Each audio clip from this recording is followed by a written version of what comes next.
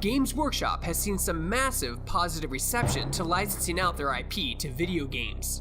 With Total War Warhammer 1 and 2, and the success of Vermintide, it was only a matter of time before this rich, lush universe made its way to the dungeon crawling world. I had a chance to preview the latest Warhammer had to offer with Warhammer Chaosbane.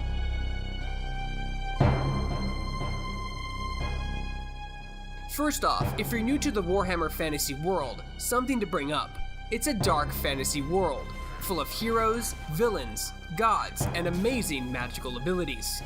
The tabletop game is called Warhammer Age of Sigmar, and it's been rebooted. However, the games take place before this happens. I'll give you the rundown, the cliff notes as it were. There are 4 gods of chaos: Khorne, Tzeentch, Nurgle, and Slaanesh.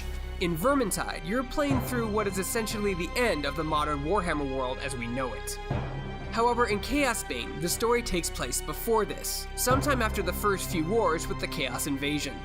You play as one of 4 different classes in the game, each with their own unique history and interaction with supporting characters. Each character feels unique not only in terms of gameplay, but in personality as well. You'll discover this in short conversations you have in between missions with key characters. It's enough to make you feel attached and care about the world and its people.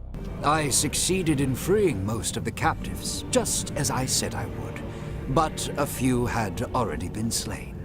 The core of the gameplay is a very solid dungeon crawler spamfest. However, there were only 2 classes available to play for the beta, the High Elf Mage and the Imperial Soldier. Although each class's playstyle is spam abilities until everything dies, the tactics for each class are extremely different, adding a distinct gameplay style to each one.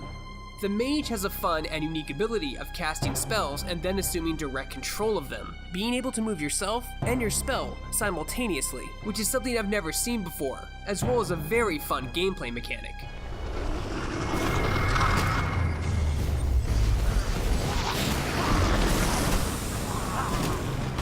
The Soldier plays tanky and up close and personal, planting banners that help teammates reduce their cooldowns or take less damage.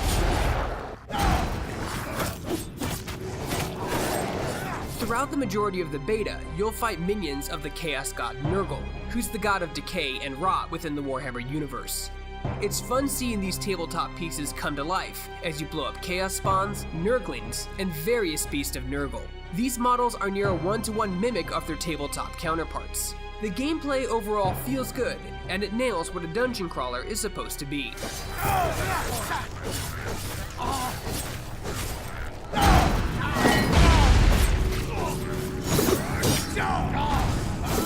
Warhammer Chaosbane isn't just another Diablo or Path of Exile clone, it tries new things. For example, each class is given a ton of abilities, some defensive, offensive, and passive. Each skill has 3 levels, each doing something different or better than the last. However, you equip these abilities through a unique point system, which challenges you to build a character to do a specific thing, whether it's all-out DPS or defense, etc.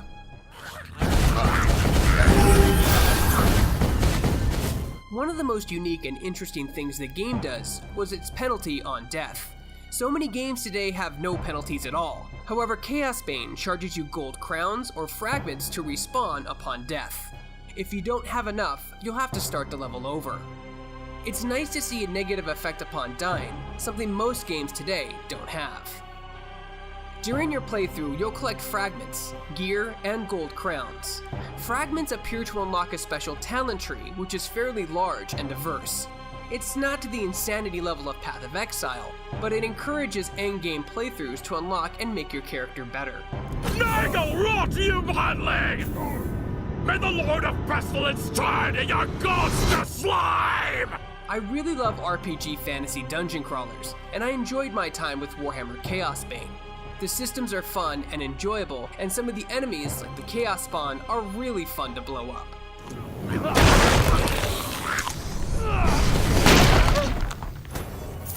Even the boss battles were pretty unique and difficult, making tactics and strategy an important factor. The Warhammer universe fits this type of game perfectly, and I cannot wait to see what other enemies and abilities I'll unlock when the game finally releases on June 4th.